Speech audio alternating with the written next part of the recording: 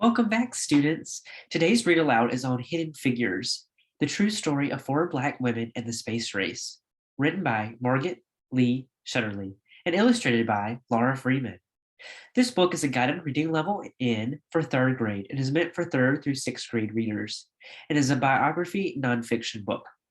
Students, I know you will enjoy this book as it is a compelling story about how these four pioneers came to be, faced discrimination, both because of their race and their gender, but used their brilliance, hard work, great mathematical abilities, and perseverance to succeed. It not only is a great read, but empowers and celebrates women of color in the STEM field. Also, who doesn't love space and the moon? Before we begin, let's look at some of the pictures of the book to get an idea about what we will be reading about. So we can see here on our front cover, we see the four women that we're going to be talking about in the book Hidden Figures. On the back cover, we see here we have a mission that's getting ready to take place. Okay, we see the stars. Okay, we're going to have a space race. Let's look and see if we can find any other photos in our book here. We see here in this picture, it looks like there's some deep thought taking place. Maybe they're working on some of this math. Oh, look at there, we got some space right there. Okay. Oh, I see a hiring now application sign. Okay, so maybe they're trying to apply for a job based on these pictures here. We're seeing. Let's see what other photos we might find in the book. Okay, so I see some pictures here. There seems to be a lot of discussions with the same man. Okay, so maybe this guy will have something to do with our story. Okay, oh, I look right here and I see President John F. Kennedy is on this page. So clearly there's going to be some TV that's taking place. I see an astronaut here. And I see one of the four women here, and her face looks very surprised. She's figured out a calculation thing. Okay, so let's begin reading Hidden Figures and find out what it's all about.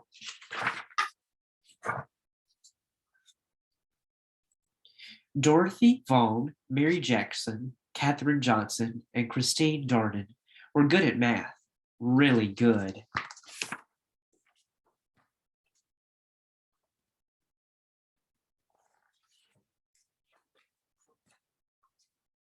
In 1943, the United States was at war, World War II. Dorothy Vaughan wanted to serve her country by working for the National Advisory Committee for Aeronautics, the government agency that designed airplanes. Having the best airplanes would help America win the war. Making airplanes fly faster and higher and safer meant doing lots of tests at the agency's Langley Laboratory in Hampton, Virginia. Tests meant numbers, numbers meant math, and math meant computers. Today we think of computers as machines. But in the 1940s, computers were actual people like Dorothy, Mary, Catherine, and Christine. Their job was to do math. So here we can see, I'm thinking about doing math. So right now, so as I'm saying this visual and this information, I even see right here in the top, she's really thinking about all the math to do because computers weren't a thing yet. So I'm getting this picture, we're in 1943, we're at World War II, I'm painting this picture in my mind. We see a lot of historical events are taking place. So I kind of know the time period we're at. Because Dorothy was Black and a woman, some people thought it would be impossible for her to get a job as a computer. She lived in Virginia, a southern state where laws segregated or kept apart Black people and white people. They could not eat in the same restaurants. They could not drink from the same water fountains. They could not use the same restrooms. They could not attend the same schools. They could not play on the same sports teams. They could not sit near each other in movie theaters. They could not marry someone of a different race. But Dorothy did not think it was impossible.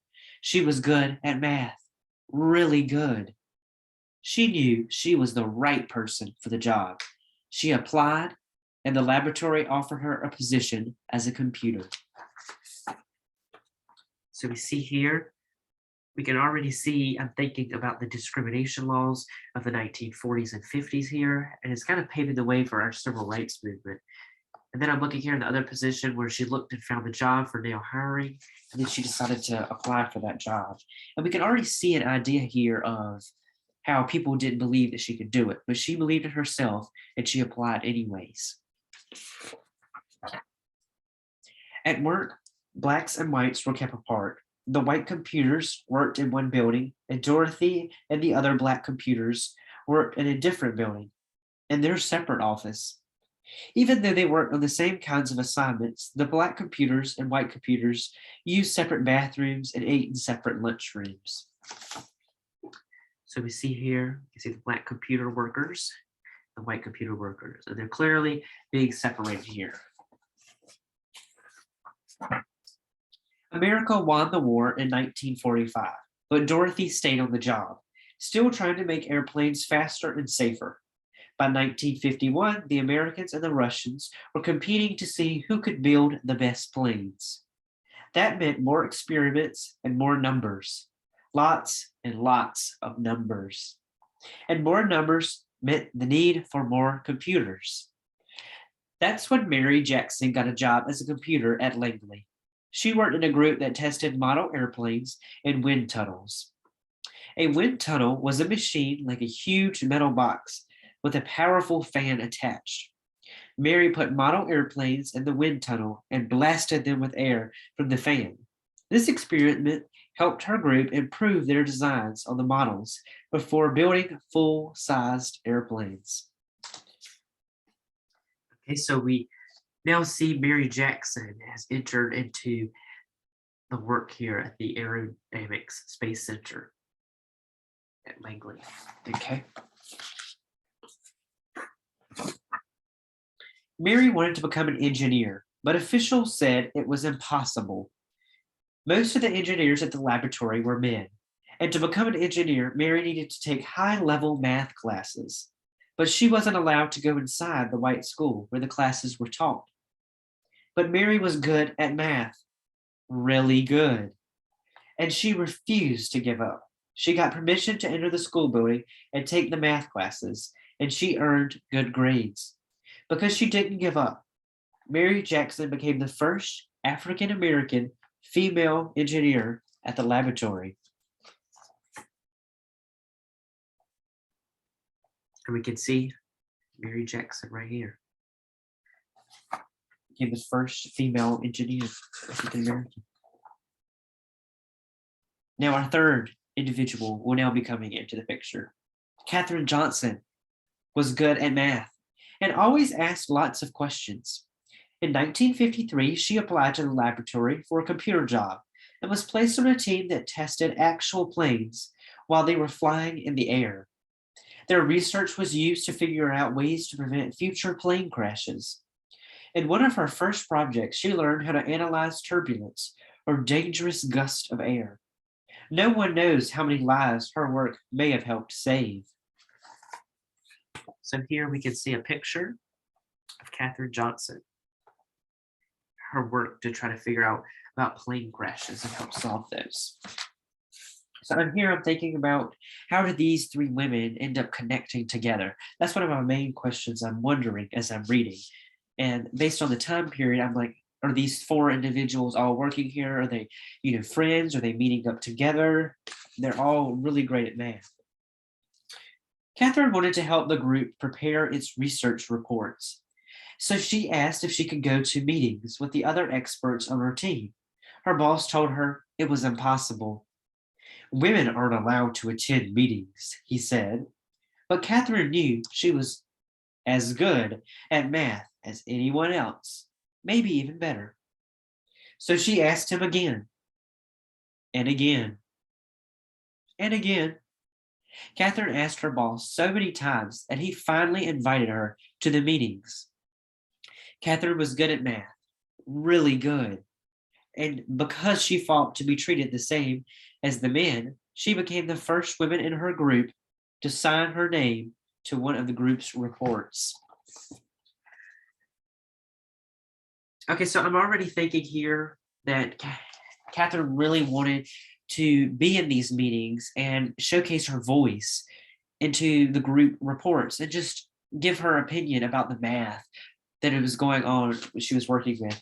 And we can already see here that she was having some trouble with her boss, who was a white male. So this is also another point of the struggle that these women of color were experiencing during the space race and during being in the STEM field. In the 1950s, the Langley Laboratory bought a machine computer that could do math faster than the human computers. At first, these machines made mistakes. Dorothy learned how to program the machines so they got the right answers. She taught the women in her group how to program the computers too.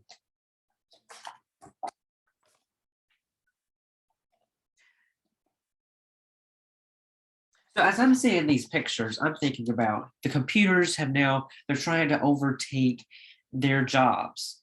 So Catherine here is learning, Dorothy learned how to program the machines.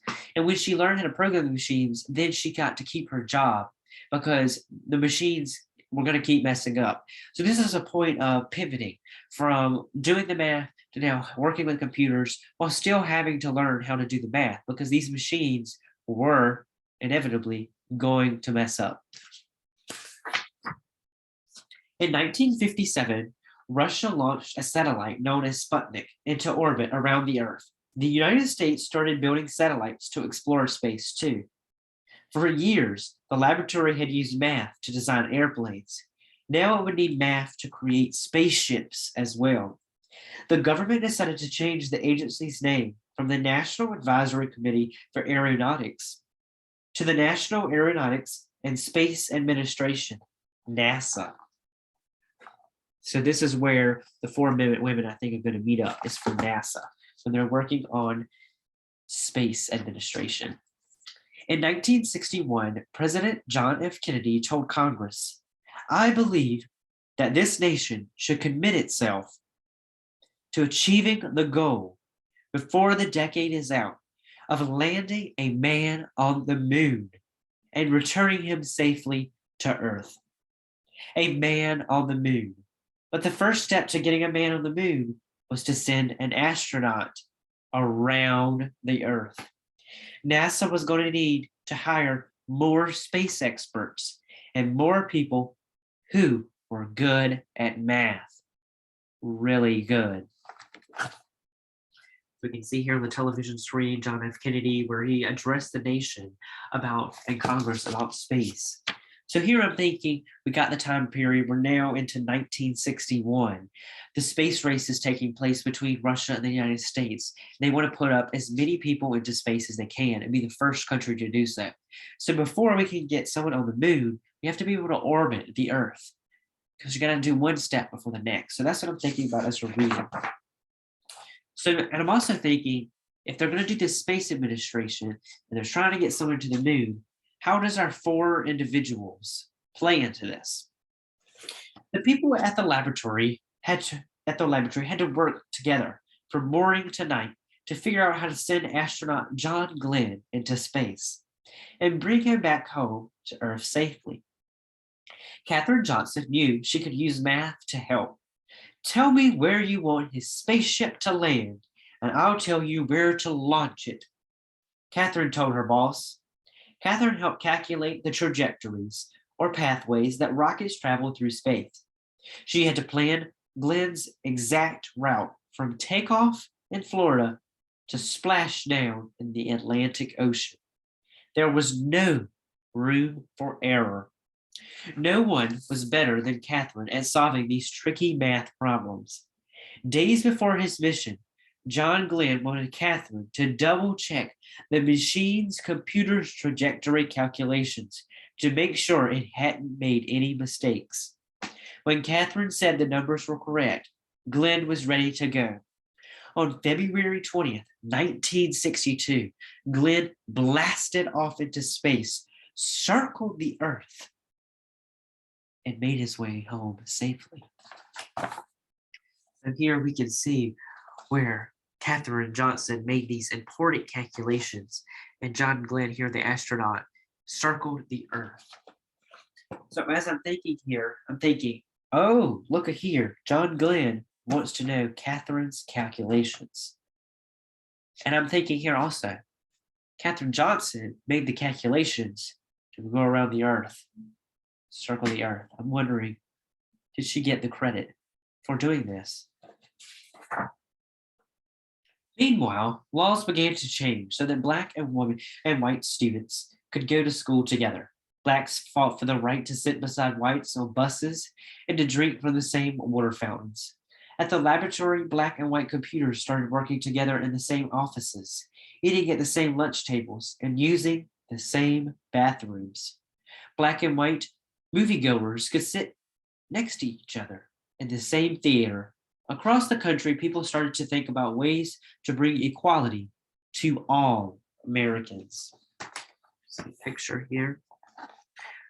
This is really when we're coming into the civil rights period. These four women are working in the space centers before and during all of this taking place. And this image I'm seeing here, let's look here. We got Thurgood Marshall, we got Martin Luther King Jr., we have Rosa Parks, many individuals you can see here in the back picture as they're working in America on equality. Christine Darden was good at math, and she loved electronic computers. She started working at Langley in 1967. Christine wanted to become an engineer, and thanks to Dorothy, Mary, and Catherine, she knew it was possible. Eventually, she became an engineer for supersonic airplanes, flying faster than the speed of sound. But her first job was to help with NASA's mission to the moon. See a picture here. And we're looking now at Christine Darden. Okay, so now I'm thinking about here where it mentions Dorothy, Mary, and Catherine paving the way for her. I'm thinking about we haven't got to the mission to the moon yet. Catherine helped circle the moon, but now Christine might be the key to getting us to the moon. The people at the laboratory prepared for years to send astronauts to the moon, about 238,900 miles away from the Earth. Finally, on July the 20th, 1969, the world watched as three men arrived at the moon in their Apollo 11 spacecraft. That's one small step for man, one giant leap for mankind, said astronaut Neil Armstrong when he stepped onto the dusty surface. But it was also a giant leap for Dorothy, Mary, Catherine, and Christine, and all the other computers and engineers who had worked at the laboratory over the years. The moon landing was a success from takeoff to splashdown, but there was no time to rest. Once NASA landed astronauts on the moon, the people at the laboratory began dreaming of sending humans to other planets, such as Mars or Jupiter or Saturn. They started to imagine hyper-fast space planes that could travel around the Earth at 7 times the speed of sound. So here our images show what they have launched on the moon and just the important accomplishments that were made by each of these 4 individual women working as computers at NASA. And this space race was such an important thing. Everyone in America had the TVs tuned in, the radios on back in 1969 in July as the first ever men landed on the moon. The next adventure wouldn't be easy and would require lots of tests and lots more numbers. But Dorothy, Mary, Catherine, and Christine knew one thing. With hard work, perseverance, and a love of math, anything was possible.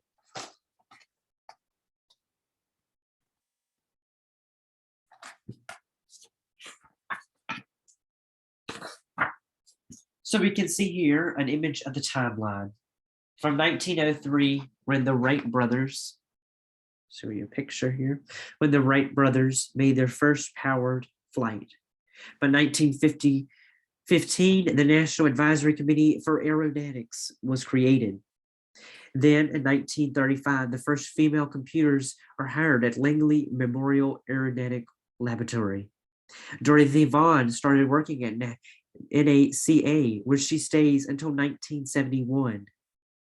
Then we see the first African-American female computers are now at the laboratory in 1943. In 1951, Mary Jackson started working at NACA, where she worked until 1985. Then we see Katherine Johnson in 1953 starts working at NACA, where she stays until 1986. In 1954, the Supreme Court Board versus Brown versus Board of Education decision rules that it is unconstitutional to have separate schools for Black and white students.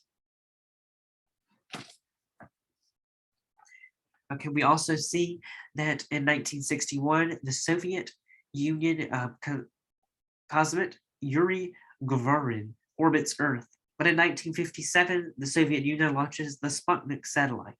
And by 1962, John Glenn orbits the Earth.